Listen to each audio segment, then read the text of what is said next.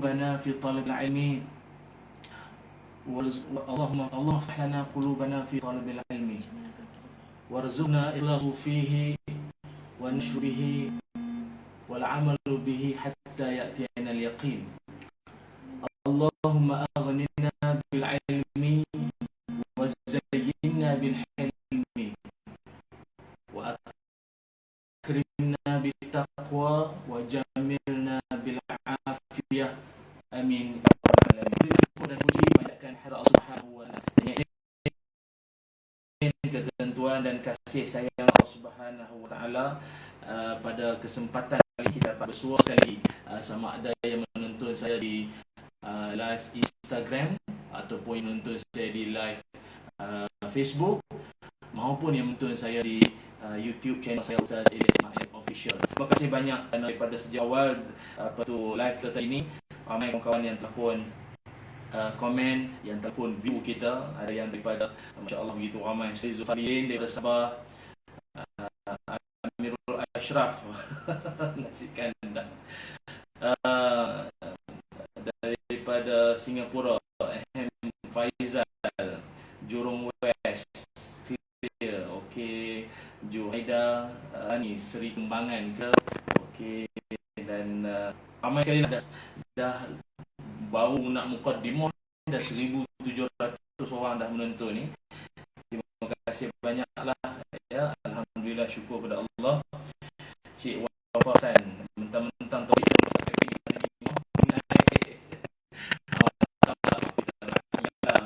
orang tak diminat warna pink. Okey, Syibahas dari Pink Perak. Terima kasih Fairuz, terima kasih semua. Okey, alhamdulillah, syukur pada Allah Subhanahu wa taala. Untuk pengetahuan kawan-kawan semua, live kita pada kali ini ditayar oleh Malaysia for Syria yang telah bersudi untuk menaja live kita pada kali ini, yang mana kita nak menyeru kepada kawan-kawan semua untuk selain daripada kita membantu rakan-rakan kita, sama ada saudara sesama Islam kita di Malaysia, namun jangan kita lupa nun di sana, rakan-rakan saudara-saudara se-Islam kita, se-akidah kita di Syria sana juga amat memerlukan sumbangan, amat memerlukan bantuan daripada kita rakyat. Jadi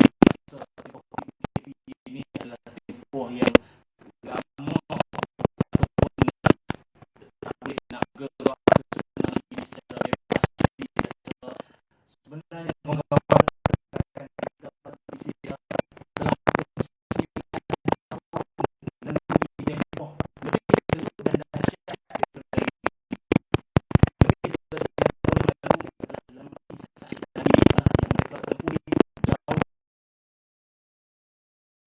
apabila dalam tempoh PKP ini, bila nak masuk saja Ramadan, kita dah mula rasa gelisah.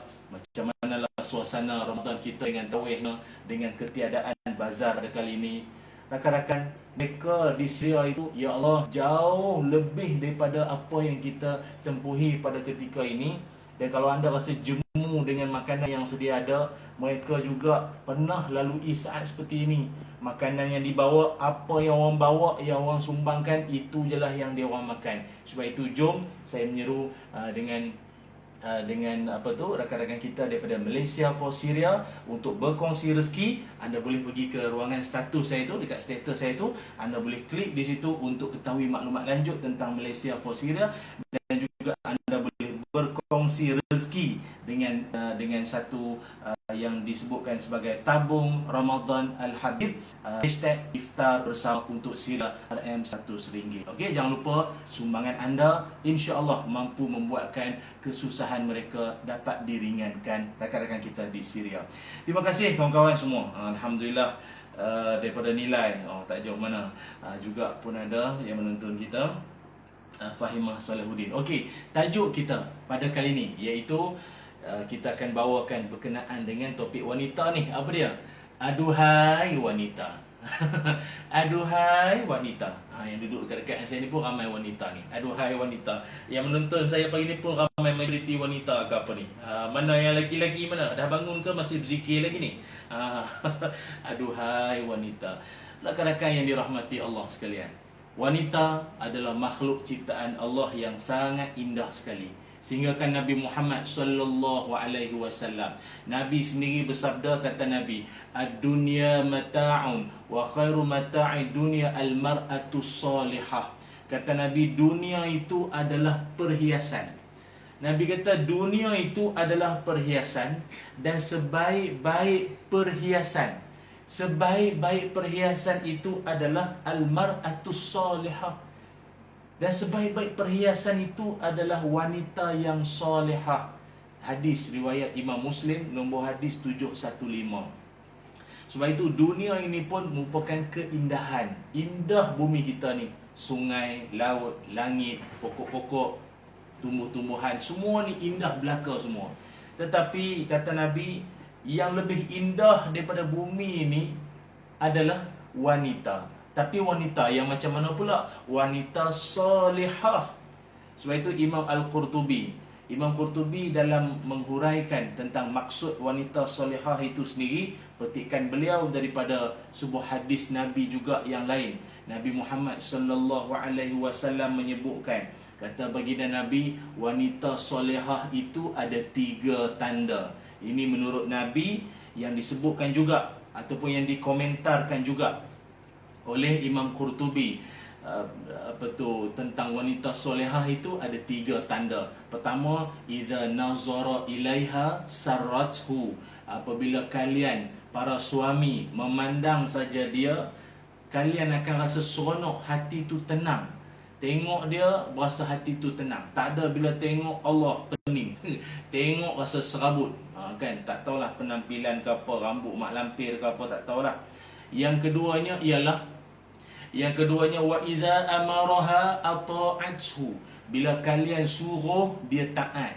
Apa yang kalian suruh, dia taat. Okey bang, okey hubi, okey be, okey be.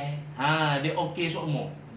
Dia okey. Dia taat pada suami selagi perintah suami tak melanggar syariat. Yang ketiga, wa idza ghaba anha hafizathu. Dan kalau kalian tak ada ataupun kalian tidak di sampingnya, maknanya seorang wanita tu suami dia tak ada di sisi sekalipun, hafizathu, dia akan menjaga maruah diri dia. Kalau dia pergi kursus ke seminar team building, walaupun bercampur dengan laki-laki semua, dia tetap jaga maruah dia. Tak ada nak bertepuk tampar, tak adanya dia nak tentang suami berjauhan, amboi.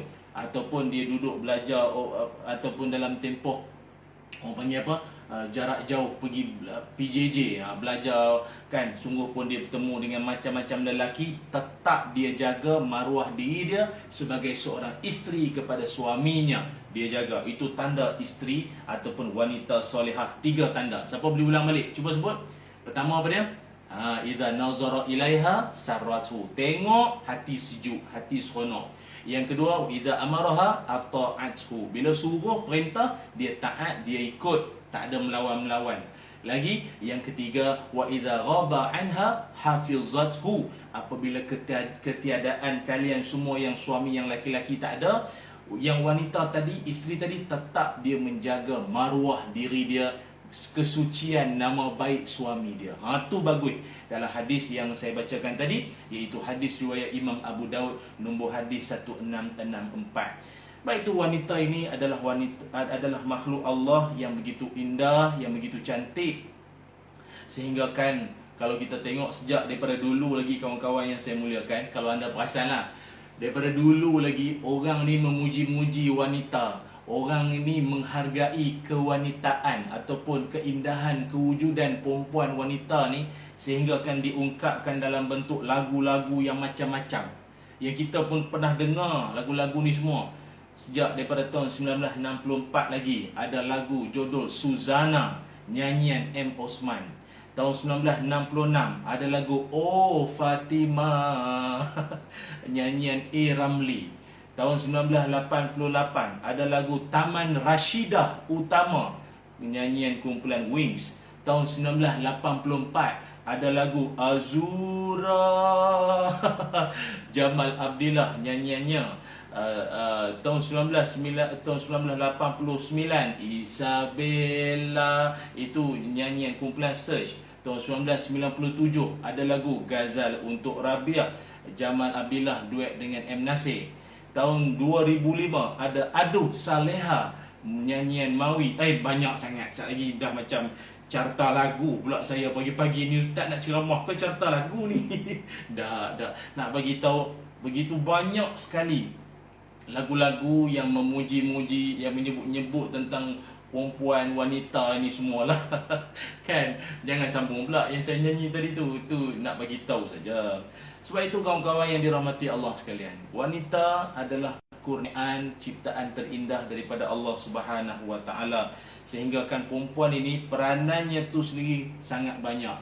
Peranan orang perempuan ni sejak daripada zaman Nabi Muhammad sallallahu alaihi wasallam lagi banyak. Ada yang menjadi pejuang, ada yang menjadi seorang dia panggil apa, mujahidah, ada yang memang hebat-hebat. Sehingga kan perawi hadis di kalangan perempuan, kawan-kawan semua, perawi hadis di kalangan orang perempuan di zaman Nabi sallallahu alaihi wasallam ada berapa orang? Kurang lebih ada 1,200 orang perawi wanita, perawi hadis di kalangan perempuan. 1,200 orang kurang lebih.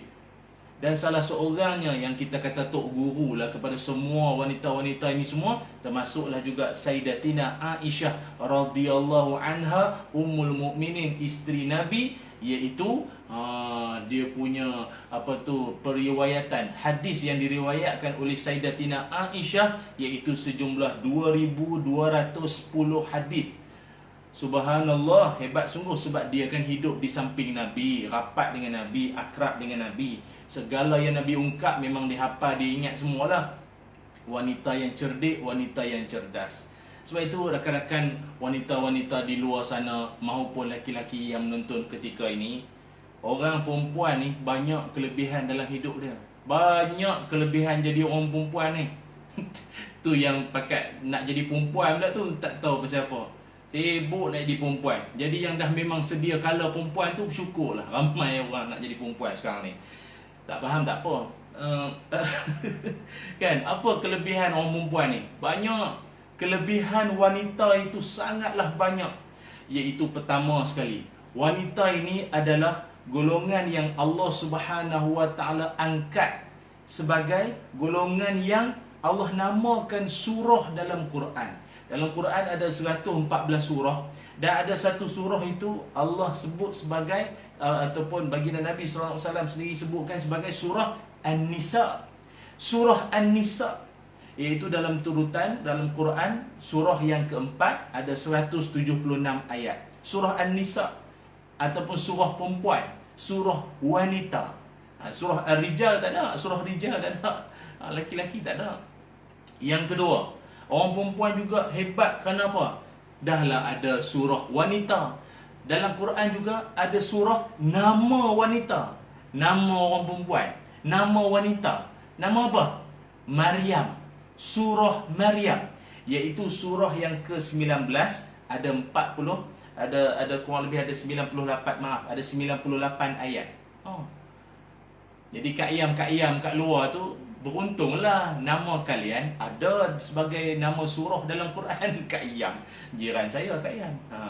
Jadi banyak kelebihan. Lagi apa? Orang perempuan ni. Yang ketiga, orang perempuan juga, kalaulah di kalangan ayah-ayah khususnya, ayah dan ibu lah termasuk, kalau dia boleh didik anak-anak perempuan, dia boleh jadi anak perempuan yang baik, yang solehah, mukminah sejati, perempuan yang baik. Apa kelebihan? Kelebihannya dia boleh jadi jiran Nabi Muhammad sallallahu alaihi wasallam. Dia akan jadi golongan yang rapat dengan Nabi. Dia akan jadi golongan apa? Dia akan jadi golongan yang rapat dengan baginda Nabi kelak nanti di hari akhirat. Dalam hadis Nabi Muhammad sallallahu alaihi wasallam, Nabi bersabda, "Man 'ala jariyataini hatta tablugha jaa yaumal qiyamah ana wa huwa." Nabi merapatkan dua jari Nabi. Kata baginda Nabi, sesiapa yang mendidik anak perempuan Siapa-siapa yang didik anak perempuan dia sehinggalah dewasa, anak perempuan tu dah balik, cukup umur, dah dewasa, maka didik tu pula didik dengan sebagus-bagus didikan. Maka bapaknya itu atau orang tuanya itu nanti dengan aku, nanti ini macam rapat dengan Nabi nanti kelak nanti di hari akhirat. Umpamanya kita boleh katakan juga macam boleh jadi jiran Nabi lah kelak nanti di hari akhirat. Wah, besar kelebihan ni. Besar kelebihan ni bagi kawan-kawan saya di luar sana yang mungkin ada ramai anak-anak perempuan. Ini satu peluang. Didik dengan sebagus-bagus didikan, nanti kita sebagai bapa maupun ibu bapa nanti dapat peluang jadi jiran Nabi di akhirat nanti tau. Pasal apa Nabi tak sebut didik anak lelaki pula. Pasal sebut perempuan saja, pasal orang perempuan saja ke anak dia bukan apa. Mendidik anak perempuan ni dia bukan mudah. Mendidik anak perempuan ni nak dibandingkan dengan anak laki-laki ni, dia tak sama, dia tak mudah. Anak perempuan ini disebutkan sebelum tidur jangan banyak berangan. Lagi molek wuduk dan bismillah. Anak lelaki suka sangat berlawan lengan. Anak perempuan berlawan lidah. Dia beza. Anak laki-laki berlawan lengan. Anak laki-laki jangan. Benda hak tak bagi, benda hak tak yang kita tak suka dia buat, yang tu yang dia nak buat. Kalau dia nak buat juga, dia protes, dia tumbuk pintu, dia hempah pintu almari, dia geram, dia baling itu ini. Tapi kalau perempuan, dia tak larat nak buat tu semua. Dia tak larat nak tumbuk, nak baling, hempah pintu, dia tak larat. Dia berlawan lidah. Mak suruh sikit, menjawab ni. Ada saja jawapan dia, mulut laju. Pergi semayang. Ya Allah. Sebab itu kita ni kadang-kadang cabaran. Sebab itu Nabi SAW bagi jaminan. Siapa boleh didik anak perempuan dia bagus punya didikan, nanti di akhirat boleh jadi geng lah. Boleh duduk rapat dengan Nabi SAW. Itu. Dan wanita ini juga daripada dulu lagi, kalau nak diikutkan sebelum kedatangan Islam, sebelum kedatangan atau kebangkitan Nabi Muhammad sallallahu alaihi wasallam, orang perempuan ni dipandang hina. Orang perempuan dipandang hina. Hatta kalau satu orang perempuan dia melahirkan anak, tengok yang lahir tu anak tu perempuan, dia punya sedih lah. Dia punya sedih bukan kepalang. Dia punya sedih tak terkira. Sedih sungguh, tension. Aduh, perempuan lagi. Pasal orang dulu-dulu beranggapan orang perempuan ni makhluk yang, bagi mereka orang dulu-dulu, perempuan ni makhluk yang tak ada guna sangat. Tak ada guna. Dia tak berapa kuat sangat. Kalau anak laki-laki tu sungguh bagi dia orang, anak laki-laki ni kan boleh jadi askar, tolong bapak di kebun, tolong kerja-kerja berat. Perempuan apa buat? Itu je lah bagi dia orang. Padahal dia tak tahu, tak ada perempuan, tak lahir kita ni. Dengan izin Allah. Dalam Quran Allah menceritakan, punyalah zaman jahiliah dulu, mereka sangat benci, sangat tak suka kalau dapat anak perempuan ni. Allah rakamkan dalam Quran surah An-Nahl ayat 58. Firman Allah, a'udzubillahi minasyaitonirrajim, wa idza busyira ahaduhum bil untha dhalla wajhuhu muswaddan wa huwa kazim, ila akhiril ayat. Kata Allah, dan apabila dikhabarkan berita kelahiran bahawa dia dapat anak perempuan, maka hitam merah padam muka mereka dalam keadaan marah. Perempuan pula. Dulu-dulu. Tapi nak kata dulu sangat pun ada juga masih lagi pahaman tu. Kalau di barat sendiri, konon-konon lah orang barat sendiri pun kadang dia kata dia sangat memperjuangkan hak-hak wanita. Sebenarnya Islam jauh lebih lama lagi memperjuangkan hak wanita, hak perempuan. Di barat ada kata-kata yang menyebutkan woman is God second mystic. Di barat ada pandangan yang menyebut macam tu. Dia kata apa? Woman is God second mystic. Perempuan adalah kesilapan kedua Tuhan. Pula dah. Dia kata orang perempuan ni kesilapan kedua Tuhan. Dia kata Tuhan ada buat 2 kali silap. Jangan main-main manusia ni kalau dah sampai satu tahap dengan Allah Ta'ala maupun dengan Tuhan sendiri pun dia boleh protes Ingat dia komen netizen, komen di Facebook, dia boleh komen kritik dekat IG.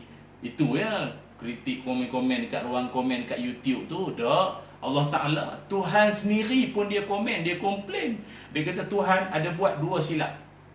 2 silap. Pertama, Tuhan silap menciptakan syaitan, iblis. Yang kedua, Tuhan silap menciptakan perempuan. Sebab kata mereka, tanpa 2 makhluk ni, dunia aman. Dia kata tanpa 2 makhluk ni, dunia aman. Dia kata sebab ada syaitan lah ramai orang buat jahat. Tu yang kadang ada orang buat benda tak senonoh, benda tak sepatut. Tanya dia pasal awak buat, ini semua bisikan syaitan. Pandai salah syaitan. Yang awak tu kan ada ikhtiar, kenapa tak boleh terikut syaitan tu pasal apa? Yang keduanya dia kata sebab Tuhan tu cipta perempuan. Kan? Berapa banyak pergaduhan, berapa banyak kes curang, berapa banyak kes di sana sini. Dia kata akibat daripada perempuan ni pasal berebut makwa, bergaduh itu sini sebab perempuan. Dia kata kes skandal itu skandal ini melibatkan perempuan semua. La ilaha illallah. Tengok, itulah yang kita nak sebutkan bahawa Islam telah mengiktiraf, menghargai kewujudan wanita ini. Kalau nak dibandingkan dengan di barat sana tu, tak ada kena-mengena kata orang perempuan ni penyebab kepada semua masalah di dunia macam syaitan. Tidak sama sekali. Tapi sebab itulah saya nak kongsikan dengan kawan-kawan yang dirahmati Allah semua, yang sama ada yang menonton saya di live IG ataupun di Facebook maupun di YouTube channel saya Ustaz Ilyas Ismail Official. Kita sebenarnya sangat bimbang apabila satu hari nanti wanita ini punya kemuliaan tercalar. Tercalar sebab apa?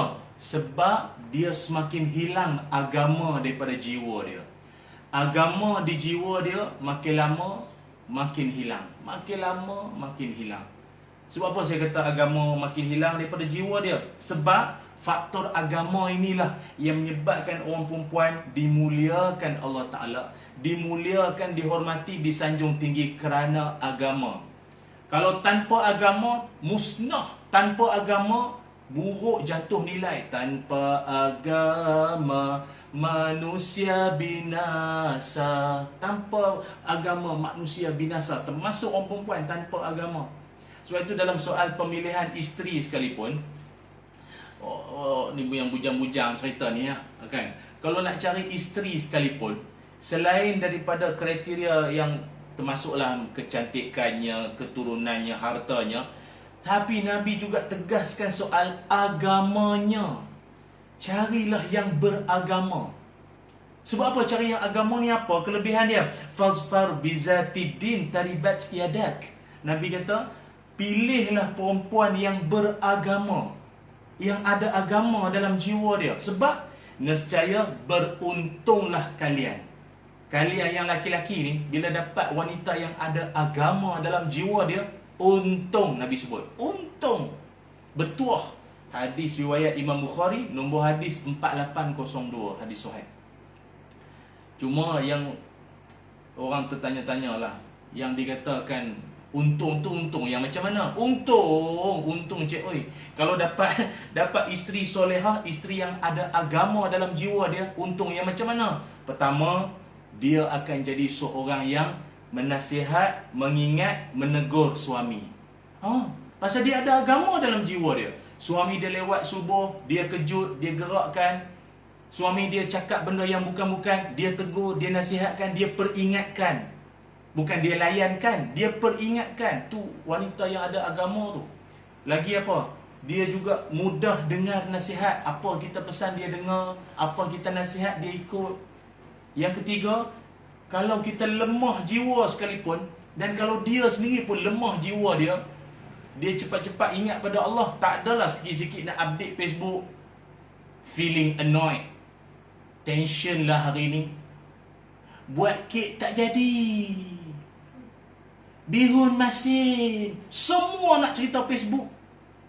Jiwa lemah sikit, semua mengadu ke Facebook, mengadu ke dinding. Mengadu ke dindingnya. Dia kalau wanita ada agama ni, dia tak mudah macam tu. Bowing lah hari ni. Bowing lah. Apa benda lah, la ilaha illallah. Perempuan kalau ada agama kan, dia kalau jiwa dia lemah kok manapun dia kembali pada Allah balik. Dia kembali pada Allah balik. Tu cerita dia. Dan kalau dia nak berhibur sekalipun, orang perempuan ni, hiburan dia tetap dengan suami dia. Ni dalam tempoh PKP ni. Hibur ni tak semestinya duk main pingpong main pingpong meja dan dalam rumah ni dah nak keluar tak boleh kan, ataupun kawalan pergerakan ni, jadi duduk dalam rumah main je lah, main carom dalam rumah dengan isteri ke apa kan, tak tahulah buat kreativiti. Gaduh-gaduh itu biasa, tapi itulah hiburan. Masa maneh kan biasalah. Itu wanita ada agama, dia seronok. Hiburan dia dengan suami dia seronok. Dia bukan berhibur dengan lelaki lain dalam grup WhatsApp. WhatsApp pula, grup WhatsApp reunion alumni. Oh, beria-ria dia mesra dengan kawan-kawan lama dia dulu, laki-laki lain pula tu. Dia tak mesra dengan suami dia. Kalau perempuan ada agama, suami dia dulu. Lagi apa?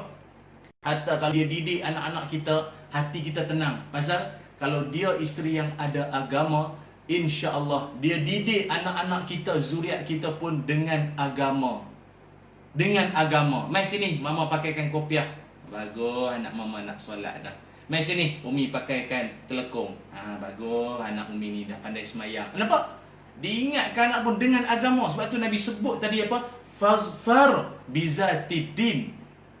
Okey, saya nak ambil satu yang saya petik daripada kitab Tawdihul Ahkam min Bulughil Maram.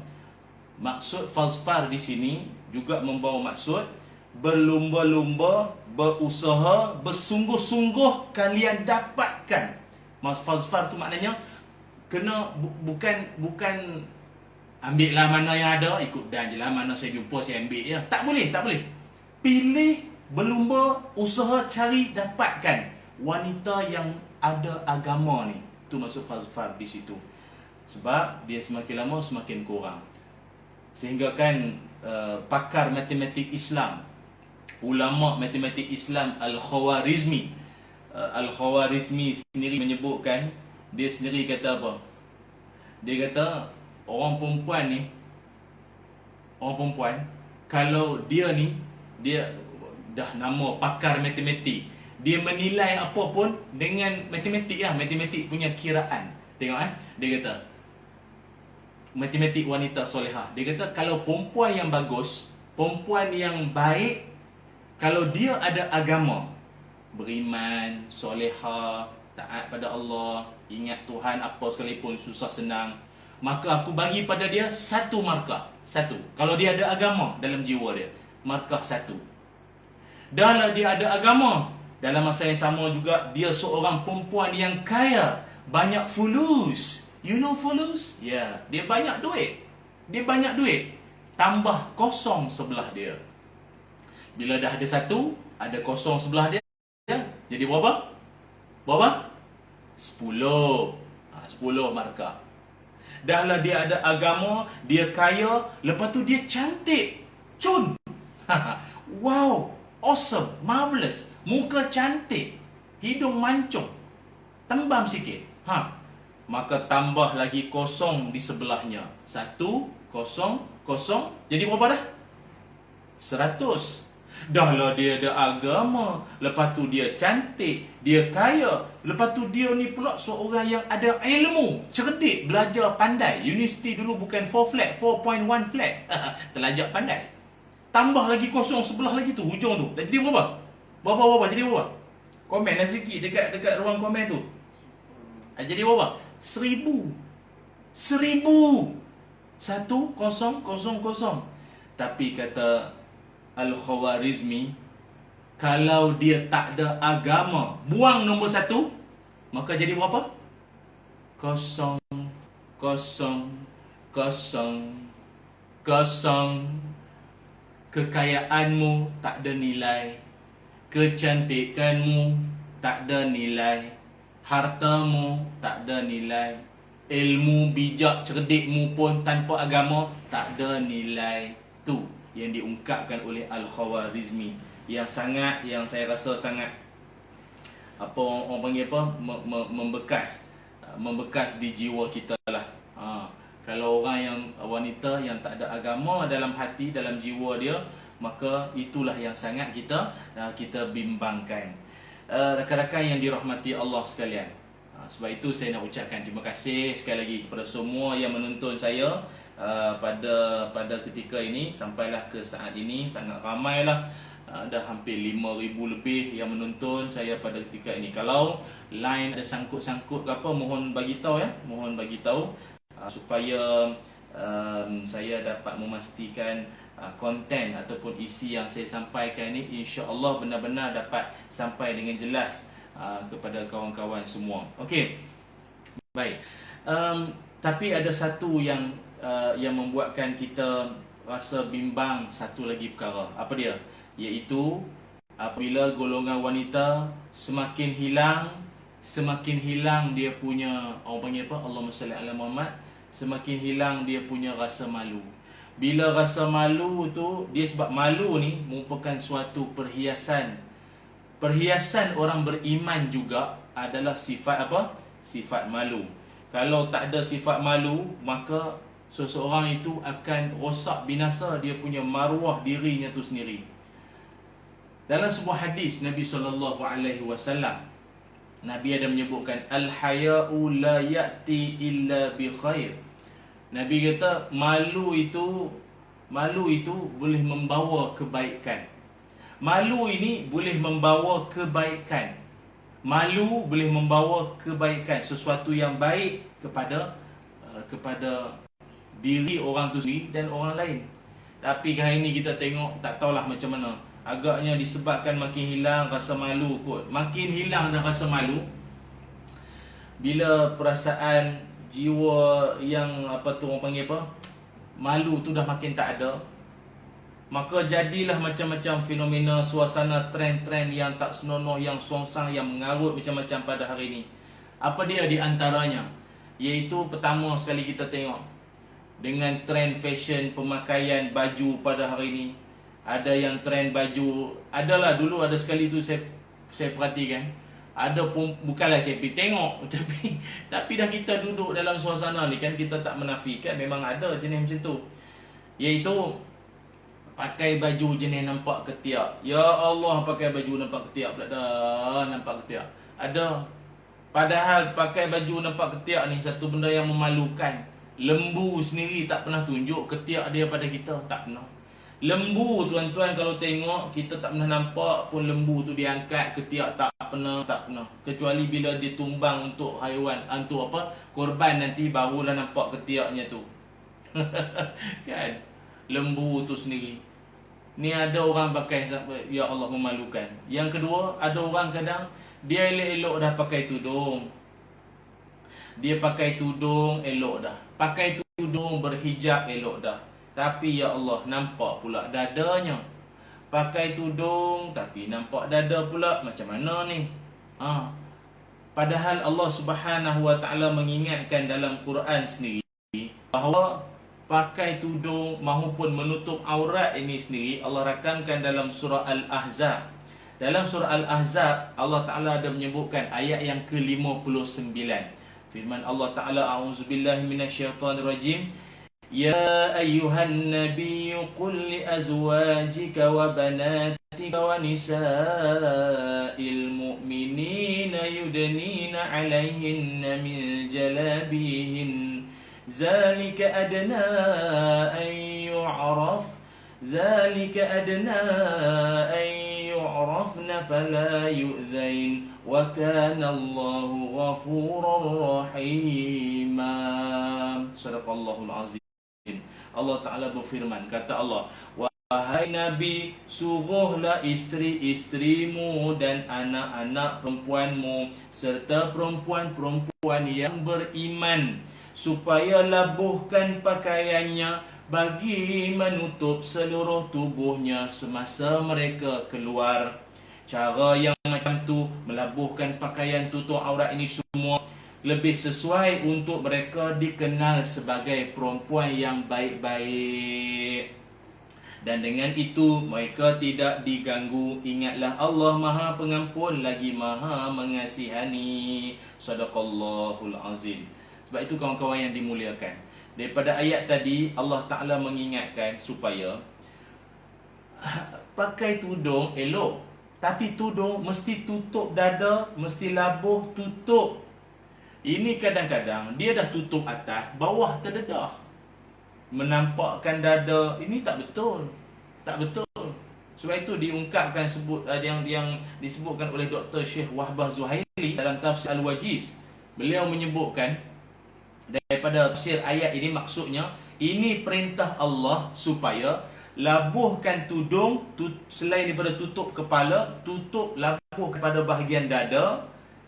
Dan dengan itu, dengan perangai macam ni, menampakkan dia adalah wanita yang baik-baik dan elok daripada dipandang oleh orang-orang yang bodoh dan ikut hawa nafsu. Dia macam ni. Sebab itu Allah Subhanahu Wa Taala sendiri menyebutkan perempuan yang jenis yang ialah menutup aurat, tutup dada sempurna, tutup auratnya tu, itu melambangkan perempuan baik. Allah sebut supaya mereka kelihatan atau dilihat sebagai perempuan yang baik-baik. Minta maaf, ada orang hari ni dia tak tutup aurat.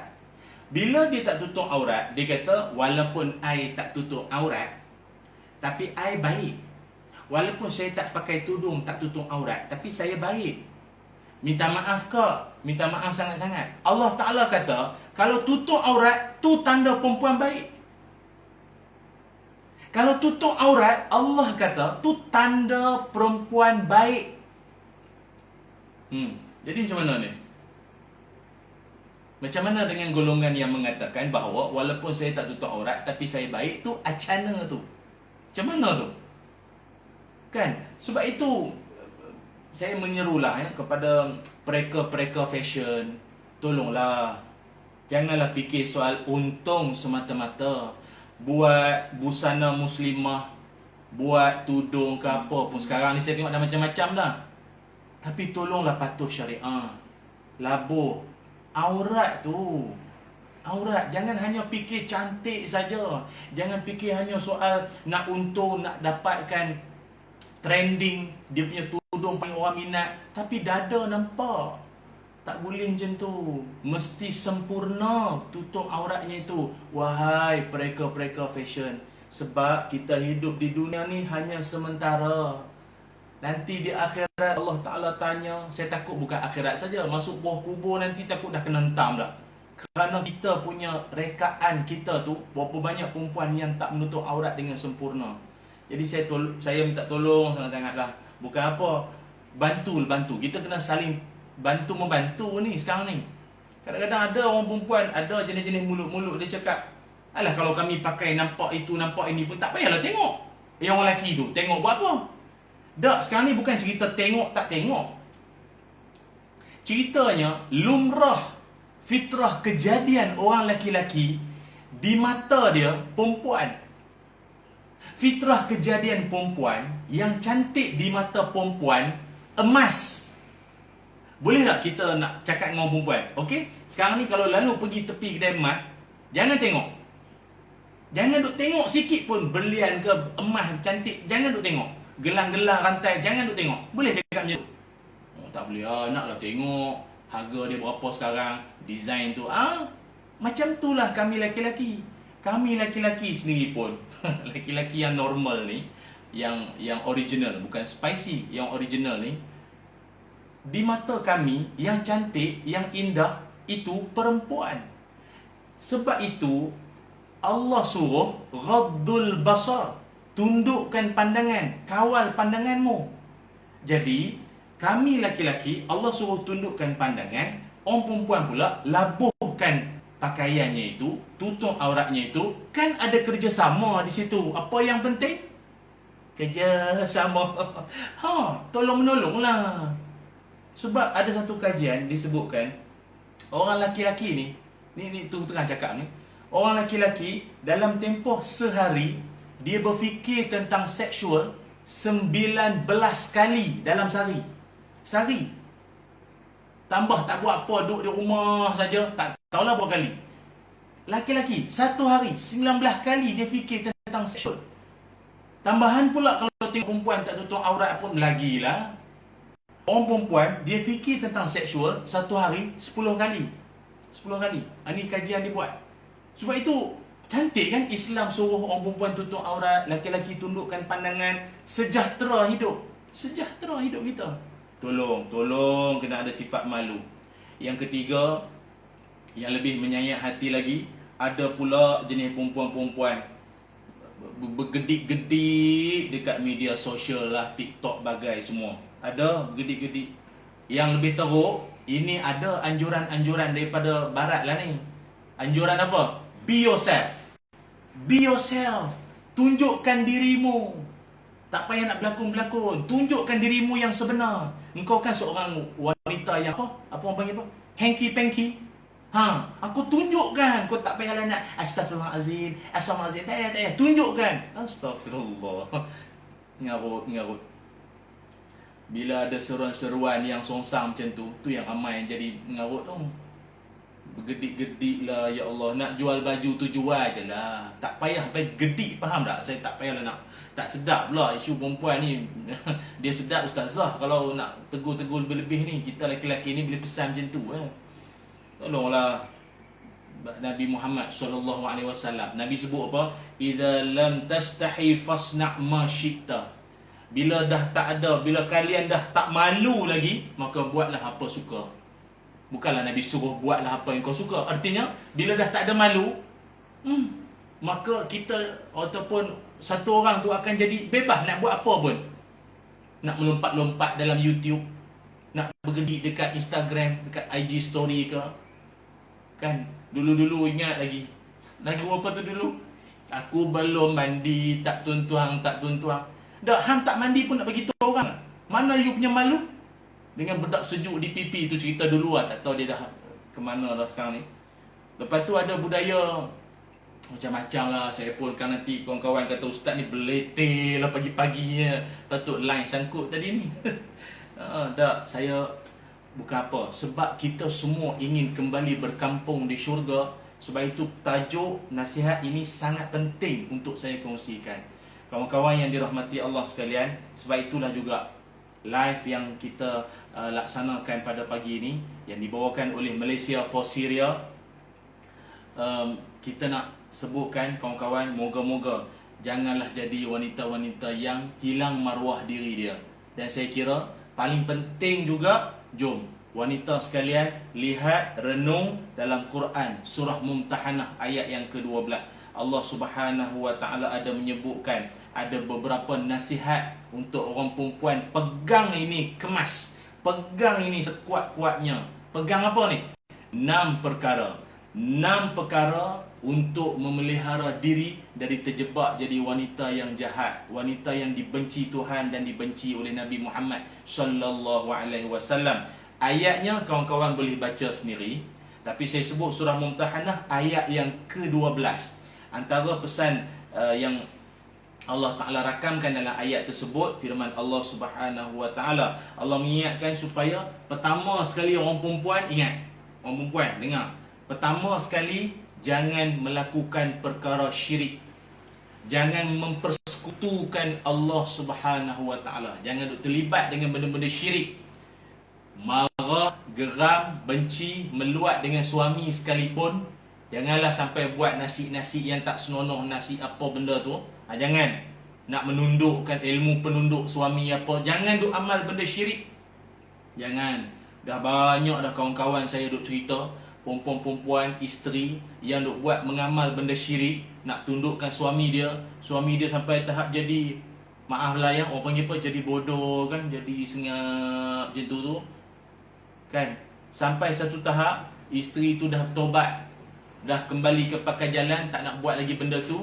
Dia nak pergi jumpa bomo tu balik untuk nak hilangkanlah benda tu supaya suami dia pun kembali normal balik. Dah bomo tu pun mati dah, bomo tu pun meninggal dah. Ada kes sampai suami dia meninggal pun dalam keadaan macam tu. Macam mana seorang isteri nak minta maaf balik kepada suami dia, benda keterlanjuran yang dah berlaku ni. Sebab itu sebelum apa-apa marahkan sangat pada suami ke, geramkan sangat pada suami sekalipun, jangan sampai buat perkara derhaka pada Allah, termasuk derhaka pada suami. Ada juga yang disebutkan oleh Allah Ta'ala juga. Yang kedua, jangan mencuri. Perempuan jangan mencuri. Jangan dicuri. Ustaz, mana ada kami ni orang perempuan, tak kala kami nak curi. Hatta kalau bab curi-curi ni biasa orang lelaki-lelaki, orang perempuan tak ada sangat curi-curinya. Curi lauk? Curi lauk? Pernah tak curi lauk? Pergi kenuri, tuan rumah suruh makan. Dia boleh pergi belakang dapur, dia ambil. Tak minta izin tuan rumah. Tak minta izin tuan rumah dulu, dia curi ambil lauk bawa balik. Curi, tak minta izin. Tu dia. Kawan-kawan yang duduk berjiran, sekarang musim PKP ni, ada yang duk masak apa kan, nak ambil serai belakang rumah hak jiran pun minta izin dulu. Nak ambil cabai ke apa tu, cabai Melaka, sini panggil apa? Cili padi, cili padi tu minta izin dulu. Ambil, dia jiran, dia okey, tak boleh minta izin, jangan mencuri. Termasuklah curi selipar, curi apa lagi tu, macam-macam. Yang ketiga, jangan berzina. Ini saya tak ulas, semua faham dah. Yang keempat, jangan bunuh anak. Kalau dalam orang-orang jahiliah dulu-dulu ni, dia bunuh anak sebab dia bimbang miskin. Dia hidup melarat nanti. Yalah anak kan, bila lahir je anak nak menyusu lagi, nak beli kelengkapan itu ini, tak ada duit pula. Jadi dia bunuh anak dia tu. Tak boleh, bunuh anak tak boleh. Yang buang anak di mata tempat, semua tu itu perbuatan yang sangat dibenci Allah dan Nabi. Jangan bunuh anak. Ada orang tanya itu, Ustaz, habis tu yang kes perempuan tu dia dalam pantang, dia kelar anak dia sampai mati. Tuan-tuan, kalau tengok balik, ada setengah kes akibat daripada meroyan. Bila dia meroyan, dia sendiri tak sedar apa dia buat. Perempuan kan ada setengah keadaan yang sangat dibimbangi, dia jadi meroyan. Dia kelar anak dia sampai meninggal dunia. Ada kes. Dan rupa-rupanya dia tension, dia stres. Sebab itu saya menyeru suami-suami semua, bila isteri kita dalam pantang. Ada orang kata, kami pun pantang juga, suami ni pun. Awak pantang lain, ni yang perempuan ni. Bila isteri dalam pantang, suami kena bagi moral support, kena bagi sokongan kat dia. Dia tak boleh pergi mana-mana. Kadang-kadang dia sedih, dia jemu, dia boring. Kita yang suami patut kena bagi semangat kat dia, hiburkan dia, jangan bagi dia tension. Lagi bagus ada suami yang masakkan, sediakan pakaian, tolong bersihkan. Masya Allah. Yang banyak duk jadi meroyan tu pasal dahlah isteri tu dalam keadaan pantang. Suami pula duk buat tension. Kadang-kadang keluarga mertua lah duk sakitkan hati lagi. Pom, dah habis sampai membunuh. Wala'iyyazubillah. Lagi apa? Yang kelima, jangan berdusta, jangan menipu. Jangan berdusta, jangan menipu. Kat sini maksudnya apa? Ni saya nak bagi mudah faham. Orang lelaki-lelaki ataupun suami isteri kahwin dah lama menikah tapi tak ada zuriat, belum dikurniakan anak.